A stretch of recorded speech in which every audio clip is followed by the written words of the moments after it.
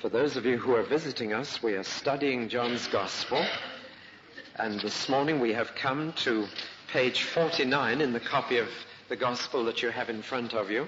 Page 49, chapter 18 of John's Gospel, verse 28, through to chapter 19, verse 16.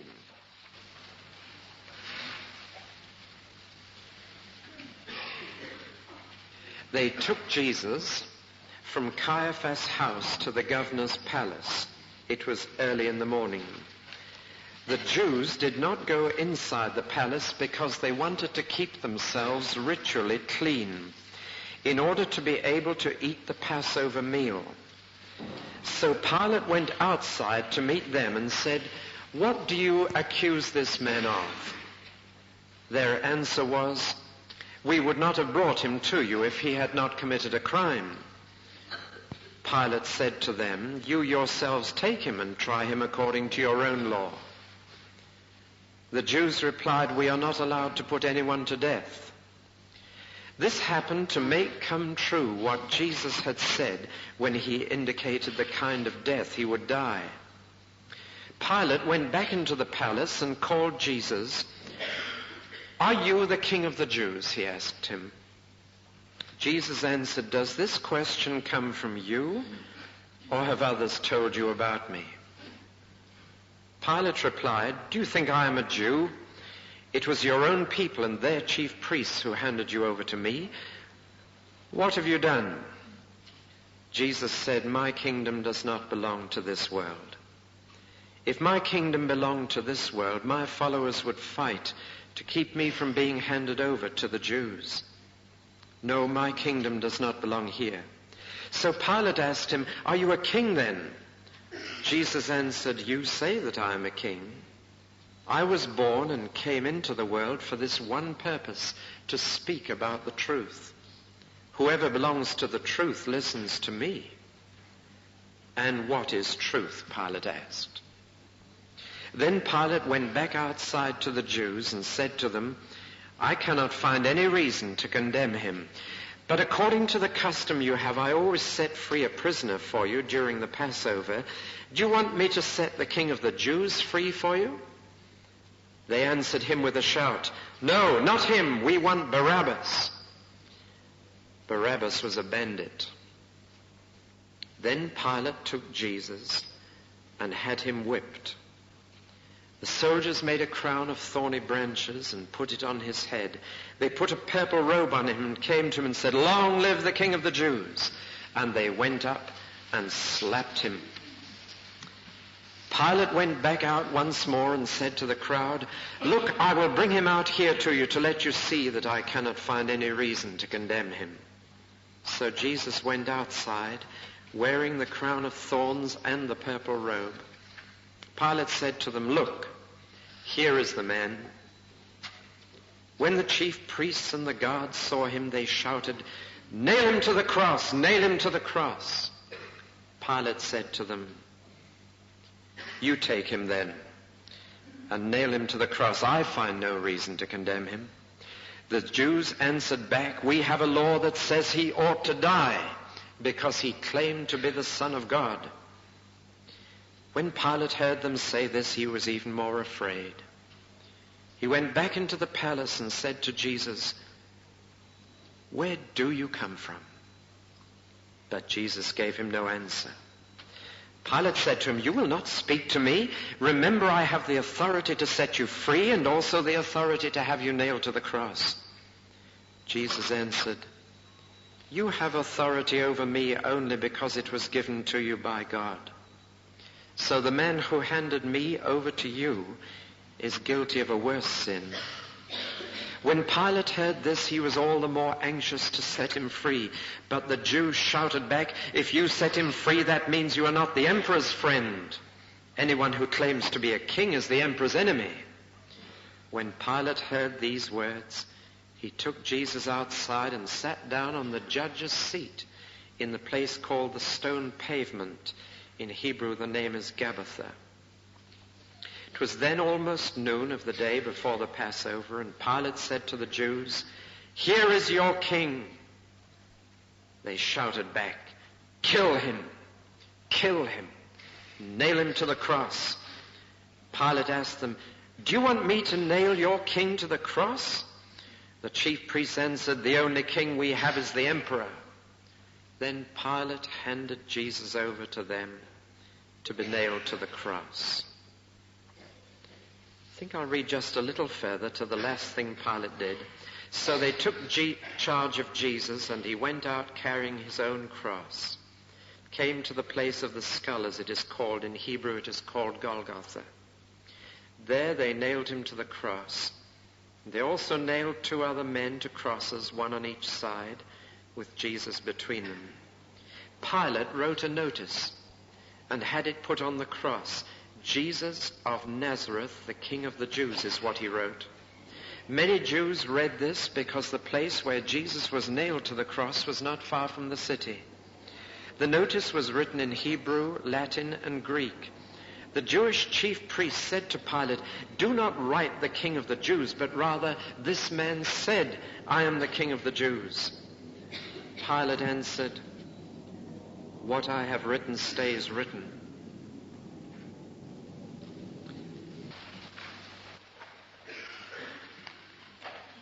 There are many extraordinary features about the trial of Jesus. It took place at an unusual time. It began in the hours of darkness, early in the morning, a time when very rarely are trials of justice held for obvious reasons. And then it took place in an extraordinary place, or rather 2 places. The trial is divided, and half of it was held outside a building and half of it inside, so that the judge was literally on the run from one place to the other the whole time.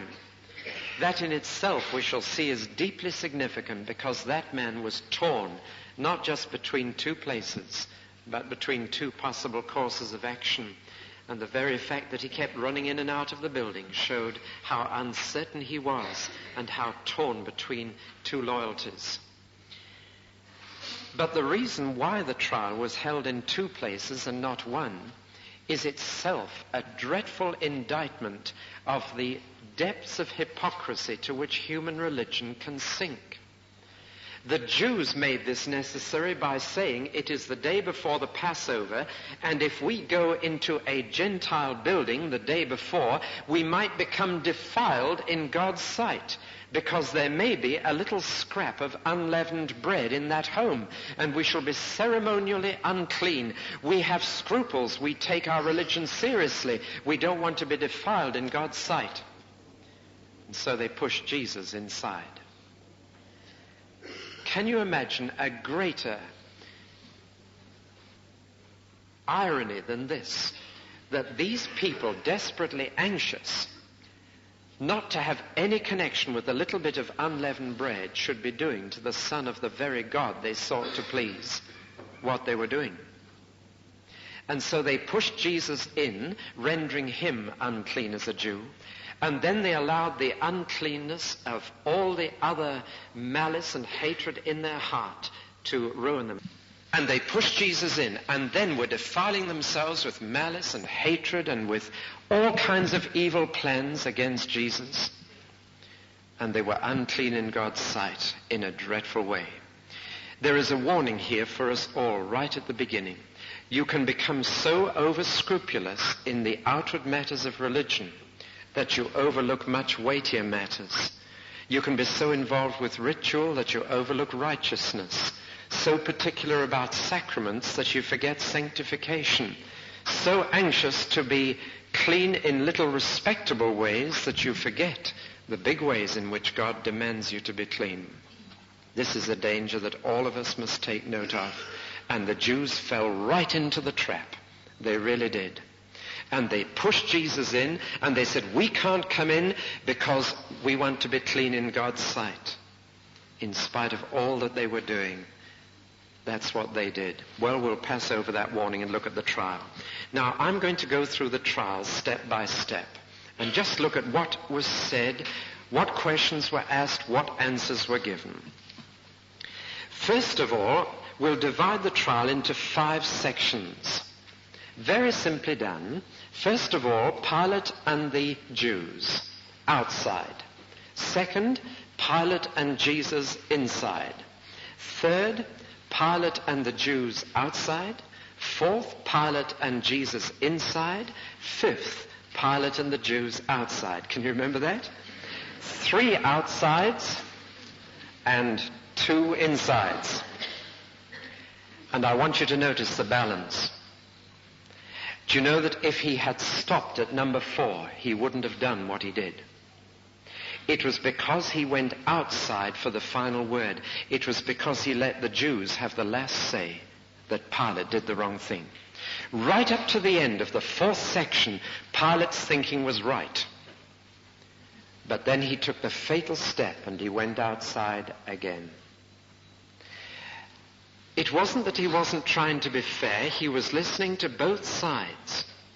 But he tipped the balance on the wrong side, and he listened just once too often to the people outside. We'll see how this happens. Let's take the first section. Pilate and the Jews outside the building. He was probably in a bad mood, having to get up this early and having to start a trial this early. And he'd had a bad night. His wife had been dreaming, and he was probably irritable. But he came out to the Jews and he said, now, first let's get it clear. What crime are you charging this man with? Now, that is a right and proper way to begin a trial. He was doing exactly what he ought to do thus far. He was beginning by a simple question, what is the crime? And then he would try that as judge. It was a legal routine. A formal complaint had to be lodged before the trial could take place. The Jews give an extraordinary answer. If he hadn't committed a crime, do you think we'd bother to bring him to you?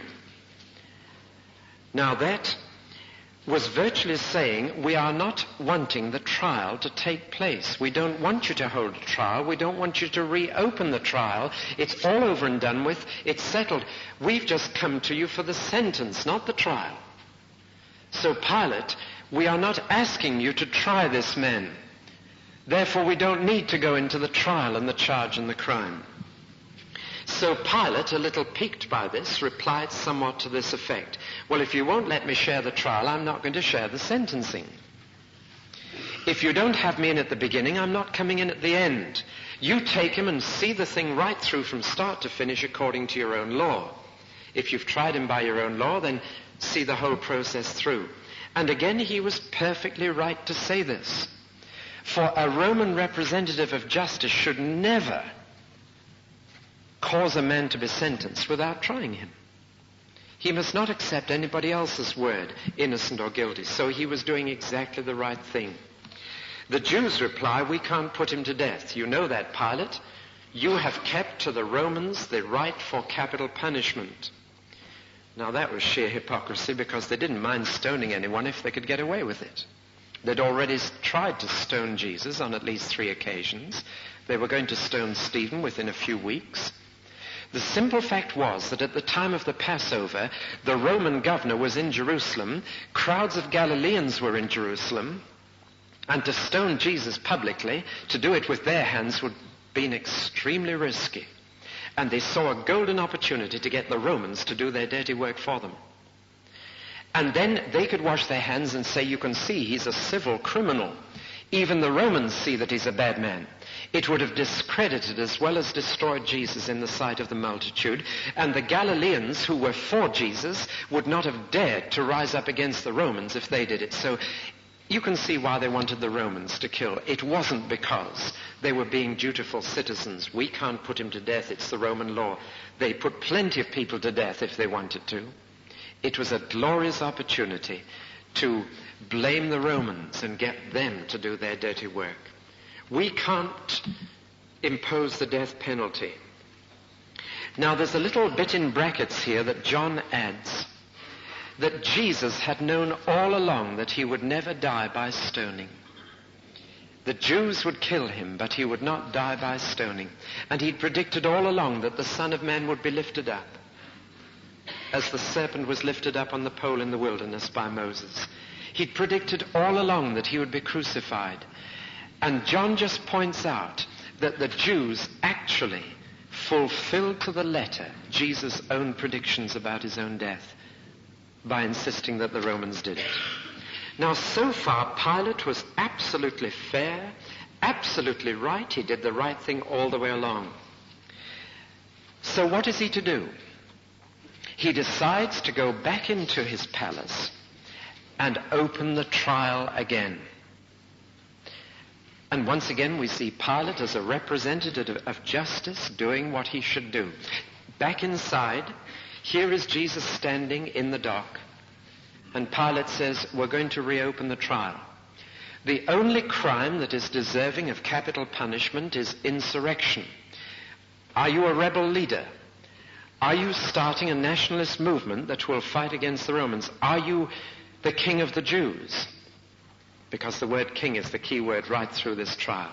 Are you going to rise up and try and get the throne for yourself? And that's the first question he asks. Now, the interesting thing is that the Romans were quite happy with a puppet king whom they had appointed. They were not happy with a man who sprang up from the populace claiming to be king. They didn't mind appointing a King Herod who was in their hands anyway. But when a new man comes up and says, I'm king, then they got worried. So he says, are you one of these kings? Are you going to try and take the throne? Is that what you're after? Is that why they've brought you to me? And Jesus, who often answered a question with another question and just lobbed the ball back into someone else's court, said, who told you to ask me that? You really thinking that up in your own heart? Or did those outside tell you to ask me? Of course, the ones outside had said, he says he's the king of the Jews. But the important thing that Jesus is pointing out is this. He's appealing to the conscience of Pilate by saying this. If you have evidence against me as trying to claim a throne, then you are perfectly in order to ask me a leading question like that.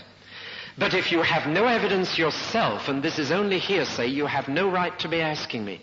Jesus is pleading for justice. He's saying, Pilate, do I have to teach you your job? A judge should not ask the accused, have you done this? The judge ought to listen to the evidence and ought to have evidence before he asks the question. So Jesus says, Pilate, are you saying this from evidence you've got? Do you have a case against me? Or are you just repeating what they've said to you outside? And Pilate had to admit that it was a second-hand question. And he was rather annoyed to be found out, so he gave a rough answer and admitted that he'd been put up to it. He said, I'm not a Jew, it's your people, it's your priests out there, they're saying it. And you can almost see him trying to get out of the blunder that he's just made as a judge through asking a second-hand question. So Pilate now asks another question. Look, I'm trying to help you. Let's start from scratch. What have you been doing? What have you been up to? What have you done? That again is an extraordinary question to ask someone who's been arrested.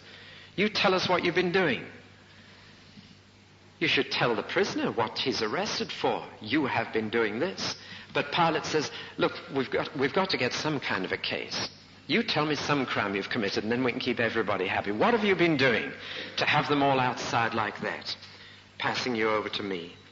And Jesus, with wonderful calm, says, look, I'm not fighting for a kingdom. If I was after the kind of kingdom you Romans like, I would have fighters.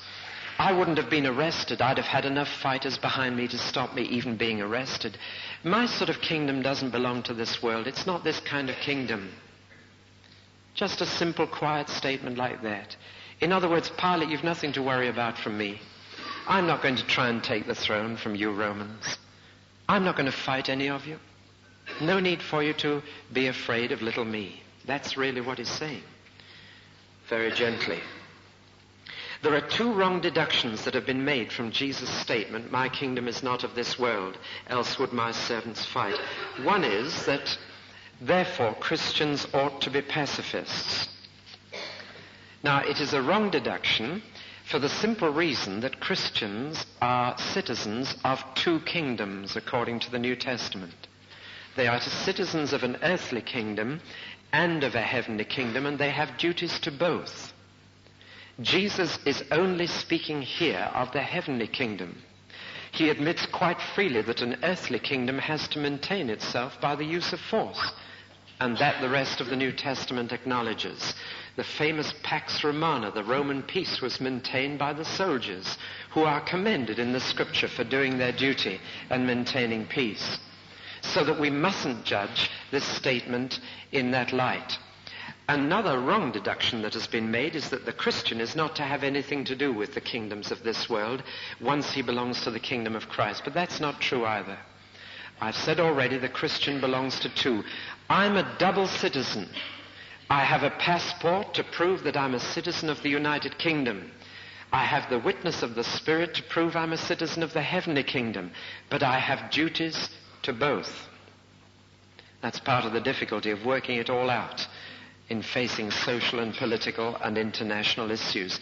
But I've got to try and work it out. But Jesus is saying, I haven't come to establish a new earthly kingdom. I'm not trying to carve a bit of land out on the map so that it can be labeled Jesus' kingdom or something like this. I'm not after that kind of kingdom at all, so you don't need to be afraid.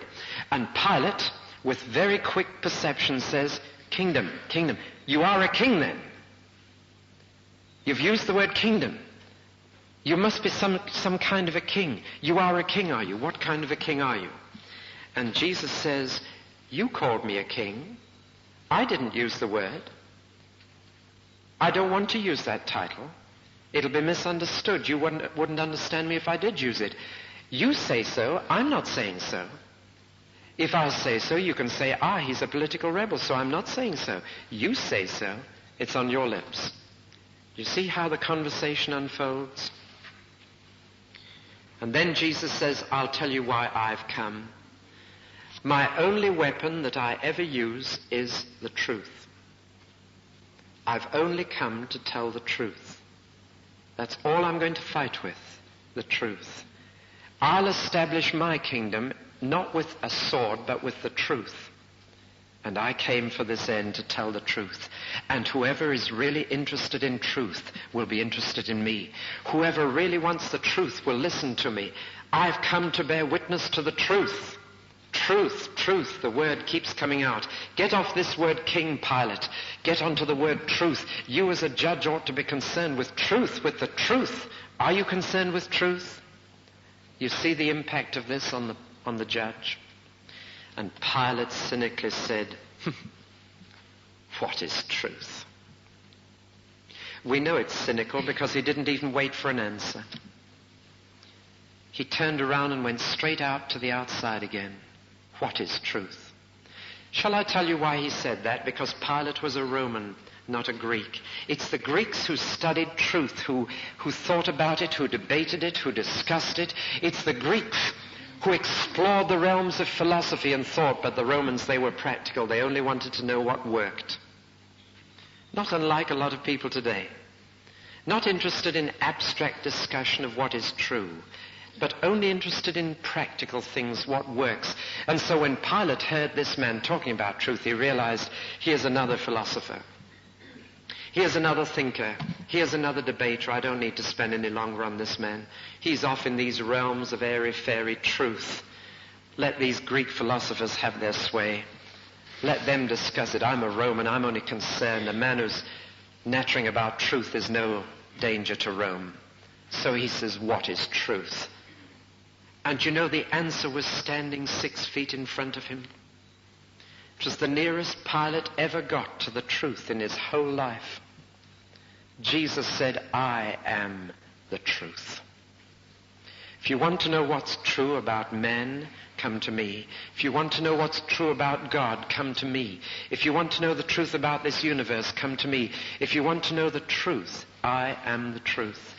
And Pilate said, what is truth? That's the wrong question. I was reading yesterday of a famous American lady who was dying. And as she died, she said, what is the answer? And then there was silence and nobody said anything to her. So a few minutes later she said, what is the question? What is the question? And Pilate said, what is truth? And Jesus said, I am the truth. And you can be within 6 feet of the truth and miss it because you're cynical. Because you're only interested in down-to-earth practical matters. because you're more concerned about what's happening in the immediate moment, and you want to get that settled and get back to your breakfast. And you can miss truth, and you can be within 6 feet of it. And Jesus was standing there and said, I came to bring the truth. And Pilate said, oh, truth. And he went out again, and he missed it. I believe that every human life has a moment of truth, at least one. A moment when you're within reach of the truth about yourself and about the future. And you know you can brush it off as easily as Pilate did with a cynical remark or a question. And you can go your way. And you're back into the busy round of daily life. And you've missed the truth. Well, I mustn't say too much about this. Let's move on.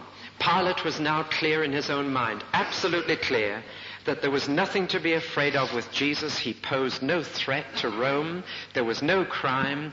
The sooner he dealt with this, the better. So out he went. And it was at this second visit to the Jews outside, after the first talk with Jesus, that Pilate began to weaken. It's a very sad thing to see a man take the first step on the slippery slope of cowardice and compromise. But when he went out again, thinking that he would tell them, there's nothing here to make a case of, the weakness began to show. Shall I tell you how? Pilate said, I can't condemn him, he's innocent. And then he made his fatal mistake. He said something like this, if I expand it, you'll understand it. He said, you say he's guilty, I say he's innocent. You think he's guilty, I think he's innocent. There's one way in which we could all act, and you would be happy and I'd be happy. You could go on thinking he was guilty, and I could go on thinking he was innocent. It is the custom at the feast for me to release to you a political prisoner. And in that way, you see him as guilty, and I could see him as innocent. In that way, I've released him so my conscience is clear, but you can always regard him as a released prisoner, so you can always regard him as guilty. Now, wasn't that a clever suggestion? Keep everybody happy. And then for the rest of his life, he could be labeled as guilty. After all, he was a prisoner, even if he was released. He was a guilty criminal, and the label would stick for the rest of his life. It was a very subtle and clever suggestion. What Pilate should have done to do the right thing would have been to release Jesus on the spot, get him out of the back door of his palace and away, but release him on the spot. But to make a show of it and to release him as a political prisoner was to allow the label innocent to be fastened by Pilate on Jesus and guilty to be fastened by the crowd. Brilliant. Pilate was an astute man. And he was one of those who loved to keep everybody happy, and it was a brilliant compromise. The only snag was that they then said, good idea to have a prisoner released, how about Barabbas? And the whole compromise collapsed. Barabbas, I'm not going to say much about him, except to say something about his name. What an interesting name. Do you know what his first name was? I nearly said his Christian name. But do you know what his first name was? Jesus. Jesus Barabbas. We're told that in another gospel. They both had the same name. Maybe that's why the crowd thought of this other Jesus. And Bar-Abbas means son of the father. Bar means son of, and Abbas, Abba, means father. And so this man's name, this criminal's name, this bandit, this fighter, this violent man guilty of assault, his name was Jesus, son of the Father. And the crowd shouted, let's have Jesus, son of the Father. Again, what an irony of history. It's incredible how fact is stranger than fiction. If a writer invented such a coincidence, he'd be laughed out of court for being unrealistic. But Jesus, son of the Father, was who they shouted for instead. And so Pilate had to give them Barabbas. What did Pilate do then? Clearly the first compromise had not worked. So he thought of another. He said, I know. It's because I would be letting him go without any punishment. So I will punish him and let him go. And that'll keep us all happy.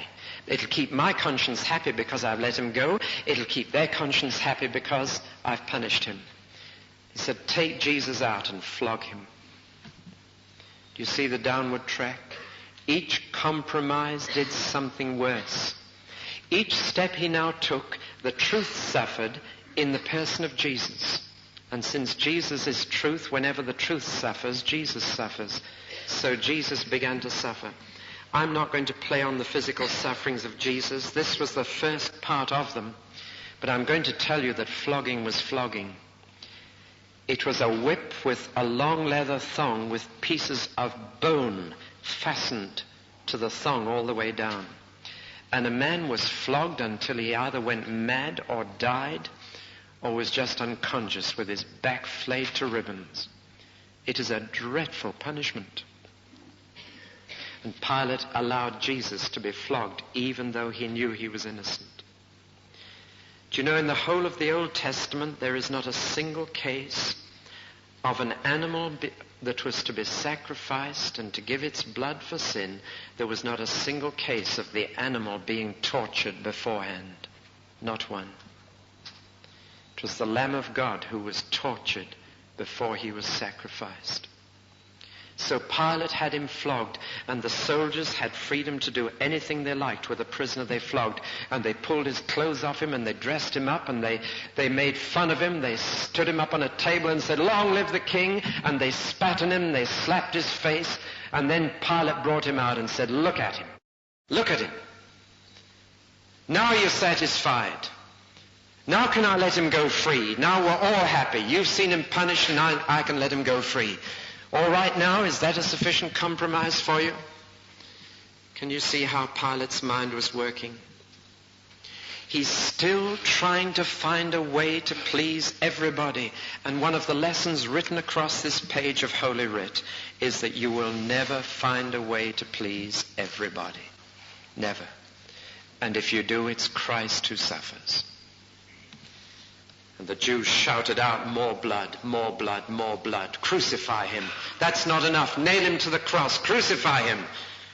They wanted the extreme penalty, and they'd got it all planned. So Pilate finally said, "You crucify him. I know you're not allowed to, but I'll overlook it this once. I'll stretch the law for you. I can't do it, but you crucify him, and I won't say anything. I won't bring you to court afterwards for breaking the Roman law. Take him away. You do it." That's even worse, isn't it? He's going down and down and down, still trying to keep his own hands clean, and he can't do it. He said, "I just can't find any reason for death." And then at last the Jews came out with the real reason. It wasn't political, it was religious. They said, "Look, Pilate, there is a reason. We haven't told it to you before now, but let's tell you. Do you know that this man says he's the Son of God? And by our law, he deserves to die. That's the reason." And you know, that put the wind up Pilate. Pilate, like most Romans, while he was very practical, combined practical interests with superstition. The Romans were very superstitious. And you'll find still today, you know, that people who don't listen to the gospel, who won't listen to the truth, who say, "Oh, it's all airy-fairy, I'm not religious." You ask them how they are, and they say, "Very well, touch wood." You'll find that there is an extraordinary link between these practically minded people who won't have anything to do with religion and sheer superstition. And Pilate was superstitious. Son of God, I'm out of my depth. I'm dabbling in things I don't understand. And it said he was afraid. Now, what was he afraid of? Was he afraid of the Jews because these religious matters really got them worked up and excited? No. He was now afraid of Jesus. You see, just suppose he was dabbling in something that was beyond his power. Just suppose there was something in Jesus that was more than human. Just suppose. And he was afraid. He was feeling the trap closing on him now. He wanted to please men, and yet now he was beginning to be afraid of the gods. And Romans were afraid of the gods. They used to erect all kinds of statues to them whenever they could. It was time to go back in, so we come to the fourth. Out to the Jews, into Jesus for the first conversation. Out to the Jews to try and get a compromise. Failing. He's in now, a man who's got terror in his heart. He's afraid now. Back into Jesus for the second conversation. And the first question, where are you from?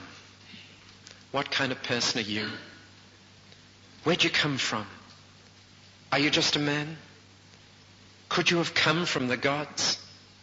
Where did you come from? And Jesus said not a word. I find this one of the most puzzling things. I can only give you a few possible reasons that occur to me and leave you to choose. Why did Jesus not reply? Well, would Pilate have understood? Would it have played on Pilate's fears and superstition? Jesus wasn't one to do that with people. Or would it be this reason, and I give it to you for what it's worth? I think it's the one I would incline to. If Jesus had answered that question, he would have escaped the cross so easily. Do you see that?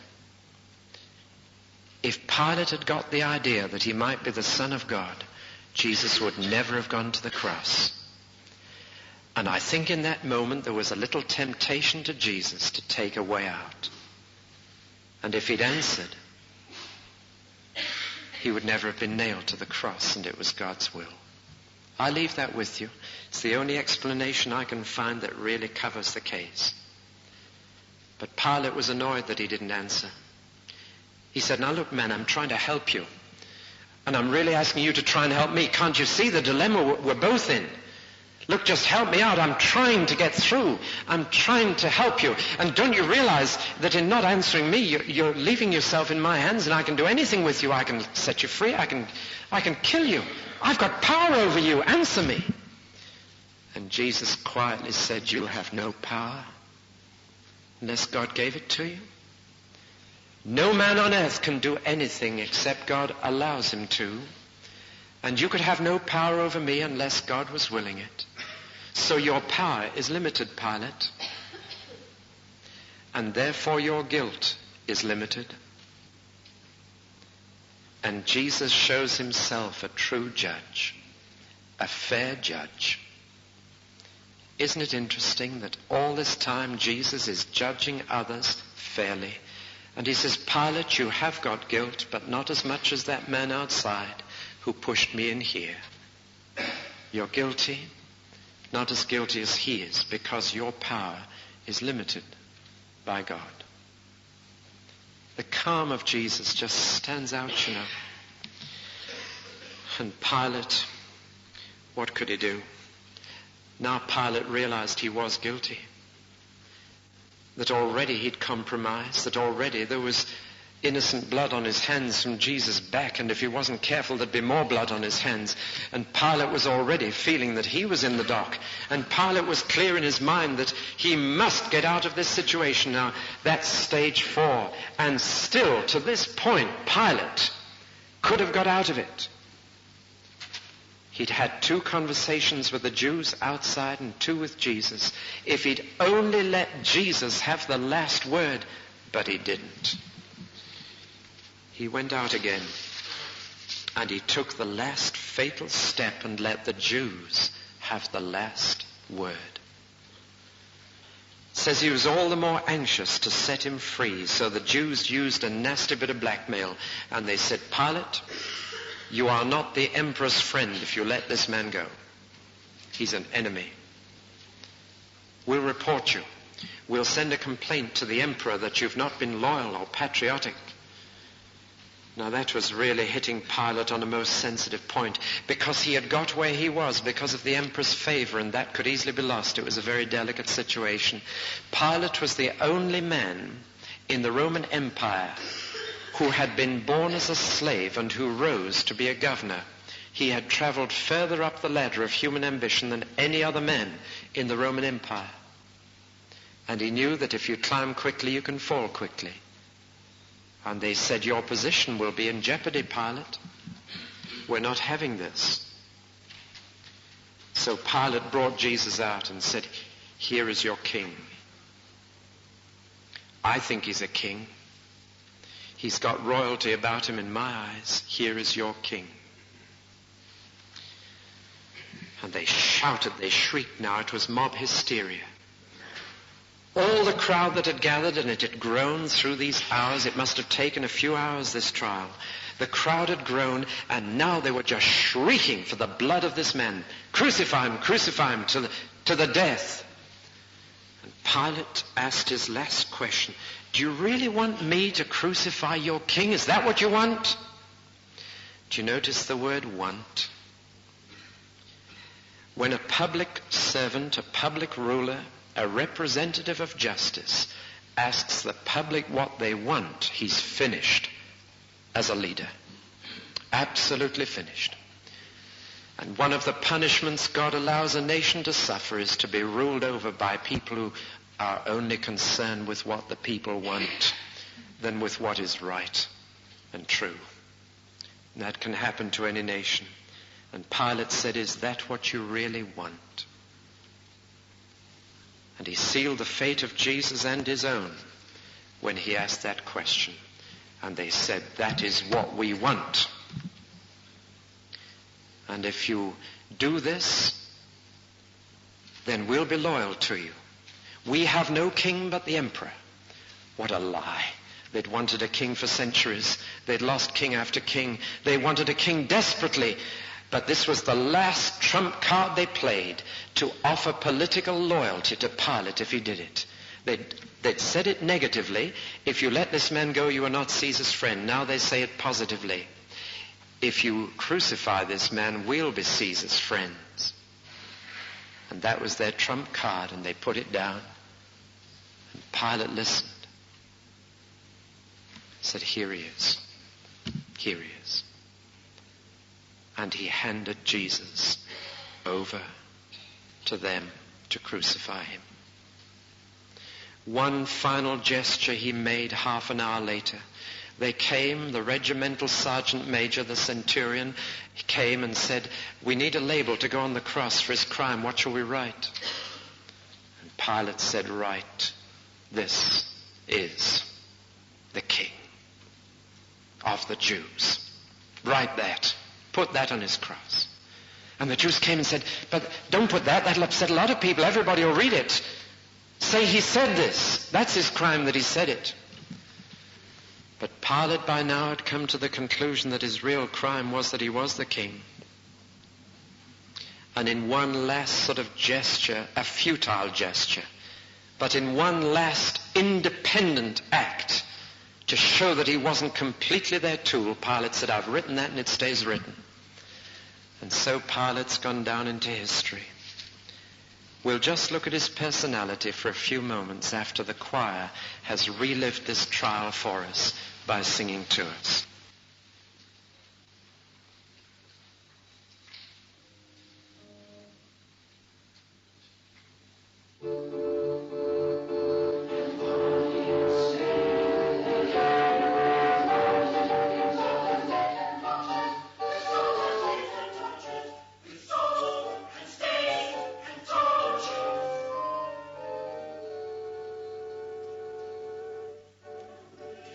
Jesus.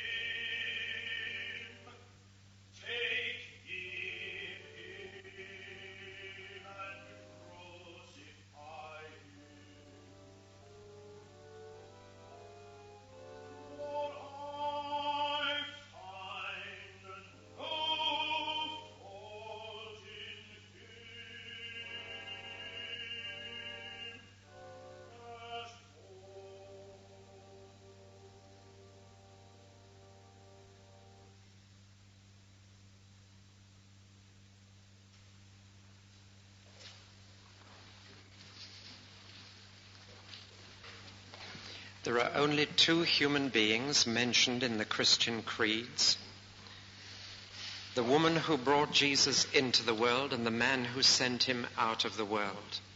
And everywhere the Christian faith has gone, the name of Pontius Pilate has gone down into history. What was wrong with this man? We look just briefly at his past, his present, and his future. The key to a man's behavior at a time of crisis lies in his past, what he has been up to that moment. And Pontius Pilate, beginning life as a slave, rose astonishingly to the level of governor, and that was quite a climb. He did it by fawning on those in higher office and by gaining favors and by being ruthless to those beneath him. He was an ambitious man, and the result of his rapid climb was that he made blunder after blunder.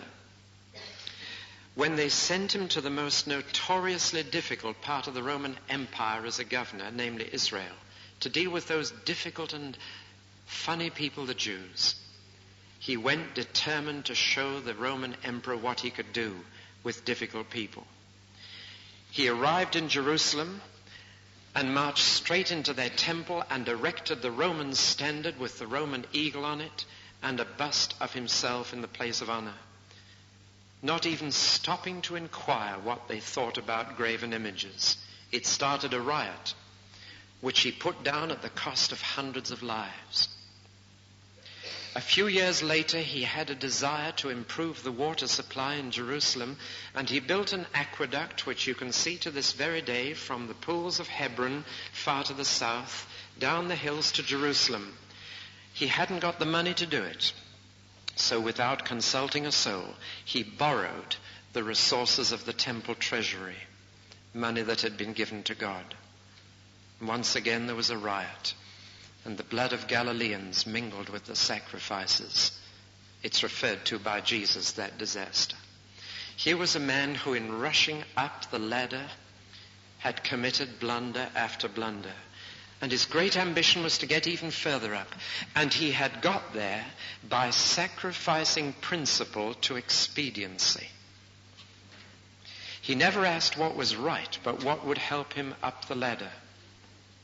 So he's not so unusual. There are many who have taken exactly the same line within their own sphere, and you can do it even if you're a big fish in a little pond. If you're a foreman in a little workshop with 3 or 4 under you, you can do exactly what Pilate did. And so we come to this present crisis, which was the greatest test of his career and of his character. And at the crucial point he failed. It was through cowardice that he gave way to compromise.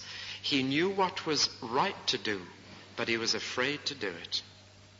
The reason he was afraid to do it was because of public pressure and therefore the threat to his position, which again is a pressure that all of us have felt in some degree or another. The pressure of what others think about us and what they can do to us is a pressure that is only too real. And so Pilate let the Jews have the last word. That was the one fatal mistake, that in listening to the Lord on the one hand, who quietly told him what was right and true, he listened once too often to those who were demanding something that was not right. And you can see how he fell. It is exactly the same way in which we fall, subject to the same pressure, coming to the same crisis, when we know what is right and we just don't do it because we listen to others 3 times as against listening to the Lord twice. So before we rule Pontius Pilate out of our ken as a man who was beyond redemption and as a man who was so dreadfully depraved that he could do this thing, let's just look into Pontius Pilate's heart as into a mirror and see a very ordinary human being trapped between right and popularity. What about his future? We know what happened to Pilate. He'd sacrificed Jesus for his career, but he lost his career just a year or 2 later through another blunder. He was banished. He became unpopular with the emperor. He was sent into exile. And he and his wife lived a lonely life in exile from their home country. Many times they must have sat together, miserable, all alone, and said, where did we go wrong? What happened to our career? And I'm sure the wife would say, it was that man Jesus. I dreamt about that man. I dreamt that if you did anything to that man, we were finished. And this is what has happened. They died in utter obscurity. And in all the Roman records we have, there is no mention of Pontius Pilate. There was no proof that he even existed. For centuries, some people even said that his name was an invention of the Bible writers.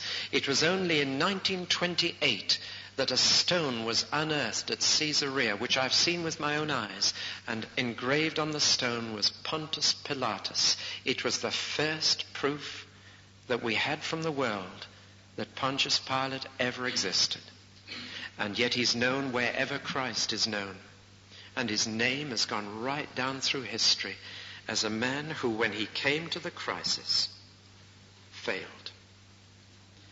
It's not the end of the story, because one day Pilate will rise from his grave. Nobody knows where his grave is, but one day he'll rise from it. And one day he'll stand before a true and a fair judge. That judge will have to say, Pilate, you were not as guilty as Caiaphas of my death, but you were guilty. And he will be sentenced by the Lord Jesus Christ. That is the personality of Pilate. It's a serious study we've had this morning. We've looked into our own hearts. We've seen the weakness of which human nature is capable. But let me finish by just speaking for 2 to 3 minutes about the other person, Jesus. The key word in this passage, I've said, is the word king.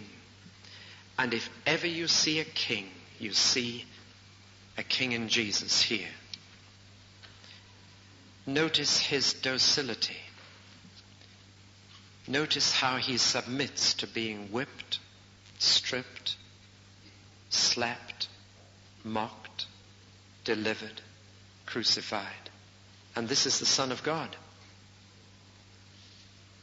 with 12,000 angels waiting to do whatever he told them. And he submits. Think of his humility. There is no self-assertion, no aggressive response to his attackers, just a quietness of spirit. Doesn't even try to defend himself. His dignity strikes me. He strides through this scene as a king. The sheer dignity of royalty is upon him. Of all the people, he is the dignified one. The others are degraded. They act like beasts, but he's dignified. I think of his integrity. No wrong word escaped his lips. A concern for the truth is apparent in every sentence he uttered. His integrity. I see his authority. He is telling his judge, you are guilty. What authority? And the picture that emerges is that of not only the King of the Jews, but the King of Kings and the Lord of Lords. What a coronation. What a coronation. For a throne, a beam of wood. For a crown, a bit of hedge. For robes, nothing. For a bodyguard, soldiers gambling. For a scepter, crude nails in his hands. What a coronation. But this is the king. And Pilate came face to face with the King of Kings, but never bowed the knee to him. The question that Pilate had to cope with was the question that every single person listening to my voice now has to cope with. What will you do with Jesus?